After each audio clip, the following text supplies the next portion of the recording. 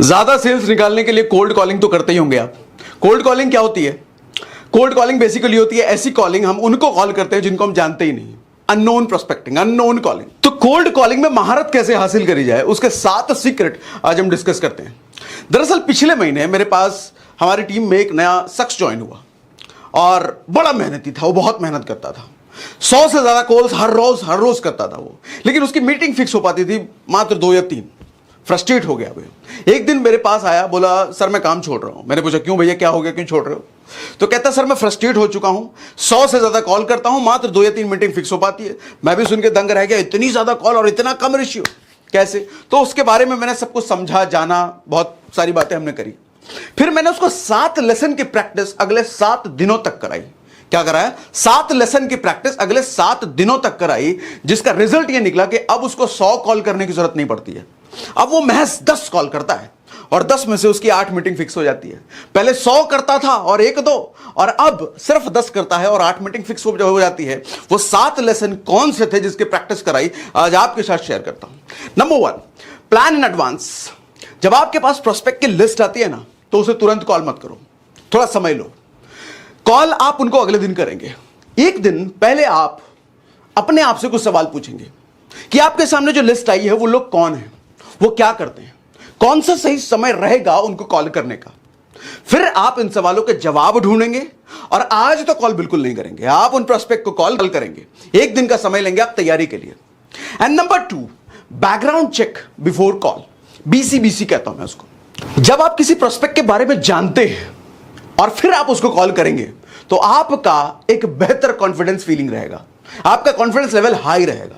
ये बिल्कुल ठीक उसी तरीके से है जैसे आप अपने फ्रेंड को कॉल करते वक्त आपका कॉन्फिडेंस हाई रहता है, मगर किसी अनजान को कॉल करोगे तो आपका कॉन्फिडेंस थोड़ा डाउन रहता है। प्रोस्पेक्ट के बारे में जानने के लिए ना आप गूगल करो, FB करो, लिंक्डइन करो, इंस्टा करो, ट्विटर, कहीं तो मिलेगा। थोड़ा समय लगाकर उनके बारे में जानो, उनको ढूंढो, उनको समझो, उनकी प्रोफाइल ऑब्जर्व करो। और तीसरा point, find a common point. Prospect का प्रोफाइल ऑब्जर्व करते वक्त यह निकालने की कोशिश करो कि आप में और उनमें कॉमन पॉइंट क्या है। आप फिर पूछोगे कि क्यों निकालें और कैसे निकालें, दोनों बताता हूं। इमेजिन कीजिए कि आप ट्रेन में जा रहे हो और आपके सामने वाले सीट पर एक शख्स बैठा है। आपसे उनकी बातचीत शुरू हो जाती है और बातों बातों में पता चलता है कि उन्होंने भी उसी कॉलेज से पढ़ाई करी है जिस कॉलेज से आपने करी है। अब ये जानने के बाद आपका भरोसा एकदम से उस शख्स पर बढ़ जाएगा और यही उनके साथ भी होगा। दोनों इंसान के बीच किसी कॉमन पॉइंट का होना एक दूसरे के बीच भरोसा बढ़ा देता है। अब सवाल आता है कि कैसे ढूंढे कॉमन पॉइंट।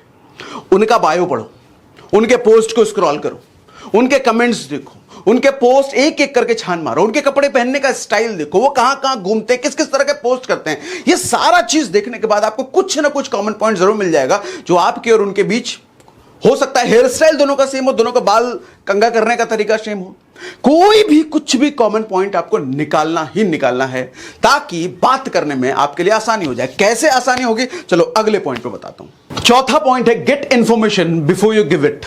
इंफॉर्मेशन देने से पहले इंफॉर्मेशन लेना सीखो। जब आप कॉल कर रहे होगे ना, कॉलिंग के दौरान उन्हें जानने समझने के लिए बहुत से सवाल पूछने जरूरी है। बातों बातों में उनका पेन एरिया निकालना जरूरी है ताकि आप उनकी जरूरत समझ पाओ। याद रखिए, आपके पास क्या है, लोगों को इससे कोई मतलब नहीं है। लोगों को इससे मतलब होता है कि आपके पास उनके मतलब की कौन सी चीज है। फॉर एग्जाम्पल समझाता हूं। एक कार मैकेनिक सोनार की दुकान में नौकरी मांगने कभी नहीं जाएगा, भले ही वो सोनार की दुकान कितनी भी बड़ी क्यों ना हो, क्योंकि मैकेनिक की जरूरत तो किसी ना किसी गैराज में ही पूरी होगी, क्योंकि वही उनको नौकरी मिलेगी। सोनार तो नौकरी दे नहीं सकता। लोग गलती यही करते हैं कि पहले वो प्रोस्पेक्ट को बिना रिसर्च किए फोन मिला देते हैं और फिर पूरी अपनी दुकान फोन पे ही खोल के बैठ जाते हैं। फिर प्रोस्पेक्ट कहता है मेरे पास समय नहीं है, सोच के बताऊंगा, बाद में, अभी देखता हूं, मैं बिजी हूं, ये वो बहुत सारी चीजें, आपकी कोल्ड कॉलिंग खराब हो जाती है।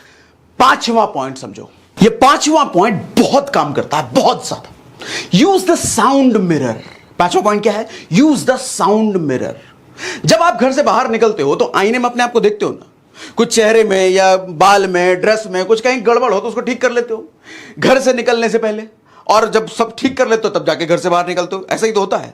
यानी कि आईने में देखकर आप अपनी गलती का पता लगाते हो, तभी तो उसको सुधार पाते हो। कोल्ड कॉलिंग का मिरर होता है रिकॉर्डिंग। हां, फोन रिकॉर्डिंग।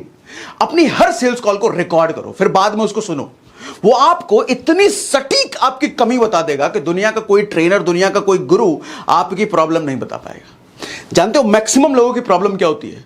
मैक्सिमम लोगों की प्रॉब्लम यह होती है कि उनकी प्रॉब्लम है क्या उनको पता ही नहीं है। क्या मैंने बोला? मैक्सिमम लोगों की प्रॉब्लम यह है कि उनकी प्रॉब्लम है क्या उनको पता ही नहीं है। अगर प्रॉब्लम पता चल जाए तो ठीक कर लेगा आदमी। कॉल रिकॉर्डिंग, अपने रिकॉर्डिंग को एज अ मिरर यूज करो। जब भी सेल्स कॉल करो उसको बाद में सुनो, मिरर का काम करेगा, आपकी गलती वो निकाल करके देगा। छठा लेसन जो मैंने प्रैक्टिस कराई, मेक कॉलिंग एज हैबिट। जब जब आप कॉलिंग को एक टास्क की तरह लोगे ना, ये आपको एक बर्डन लगेगा। और आप कोल्ड कॉलिंग कभी कभी अगर करते हो फिर तो ये आपको पहाड़ की तरह लगने वाला है, और पहाड़ से भी ज्यादा मुश्किल लगेगा अगर कभी कभी करते हो। तो बेहतर है कि कोल्ड कॉलिंग को आसान बनाने का सबसे बढ़िया तरीका है कि इसको आदत बना लो। और आदत बनाने के लिए हर रोज एक टाइम स्लॉट फिक्स करो, कम से कम 1 घंटे का। फिर कुछ दिनों में कोल्ड कॉलिंग आपके लिए हर रोज सुबह टूथ ब्रश करने जितना आसान हो जाएगा। कोल्ड कॉलिंग अभी लगता होगा ना मुश्किल, अरे कल करेंगे, बाद में करेंगे, शाम को करेंगे, दोपहर को करेंगे, टाल देते हैं। वो इसलिए क्योंकि आदत नहीं है। आदत अगर हो गई तो फिर तो बच्चों का खेल है ये। अब 7वां लेसन जो मैंने प्रैक्टिस कराई, कीप रिटन रिकॉर्ड्स। कहावत है, you can only improve those mistakes which you measure. दर्जी नाप लेता है तभी कपड़े सिल पाता है, बिना नाप लिए सिल नहीं पाएगा वो। आप जिस चीज को मेजर नहीं कर सकते ना, उसको कभी ठीक भी नहीं कर पाओगे। रिटन रिकॉर्ड्स रखिए। आपने कितने कॉल्स किए, कितने अपॉइंटमेंट फिक्स हुए, कितने कॉल्स फेल हुए, ये डेली बेसिस पे रिटन रिकॉर्ड्स रखना ना आपको एक सेंस ऑफ अकम्प्लिशमेंट का एहसास कराता है, जिससे आप और ज्यादा ऑर्गेनाइज फील करने लग जाओगे और बेहतर ऑर्गेनाइज होने लग जाओगे। और जिस इंसान का एक्टिविटी ऑर्गेनाइज होता है ना, उसका जीवन भी ऑर्गेनाइज होता है। और जिसकी एक्टिविटी ऑर्गेनाइज नहीं होती ना, बिखरी हुई होती है, उसका जीवन भी बिखरा हुआ होता है।